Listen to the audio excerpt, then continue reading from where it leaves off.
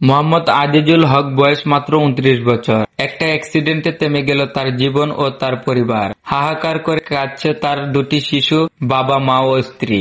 বলছিলাম চাতক উপজেলার নড়াই ইউনিয়নের কচুদার গ্রামের রঙ্গু মিয়ার ছেলে মোহাম্মদ আজিজুল হকের কথা। গত ৪ অক্টোবর শায়েস্তাগঞ্জে রিয়েল কোচ ও এনা পরিবহনের মুখোমুখি দুর্ঘটনায় গুরুতর আহত হন তিনি।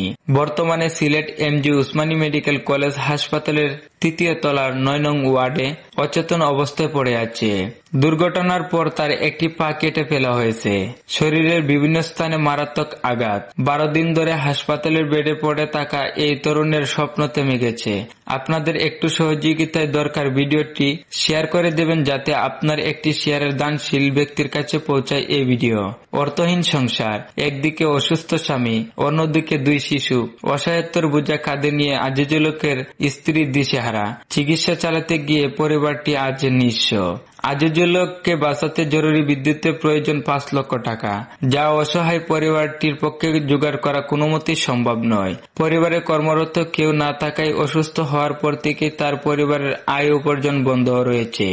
ঋণ করে একদিকে চিকিৎসা খরচ, অন্যদিকে সাংসারিক খরচ চালাতে গিয়ে এখন দিশেহারা আজিজুল হকের স্ত্রী। তাই তার সুচিকিৎসার জন্য সমাজের দানশীল হৃদয়বানদের নিকট সাহায্যের আবেদন জানিয়েছেন তিনি।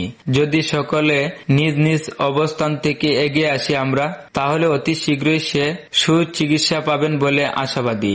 সকলের সহযোগিতায় ফিরে পেতে পারে তিনি স্বাভাবিক জীবনের পথ চলা। একটি পরিবারের স্বপ্ন, একটি বাবার জীবন আমাদের ছোট্ট সহযোগিতায় হয়তো ফিরিয়ে দিতে পারে। সহযোগিতার জন্য যোগাযোগ করুন স্ক্রিনে দেওয়া এই নাম্বারটিতে। বিকাশ পার্সোনাল নাম্বার 01715639441। মানবতার হাত বাড়িয়ে দিন, হয়তো আপনার দেওয়াতে বেঁচে যাবে একটি জীবন। ভিডিওটি শেয়ার করে অন্যদের দান করার সুযোগ করে দিবেন। সবাইকে ধন্যবাদ।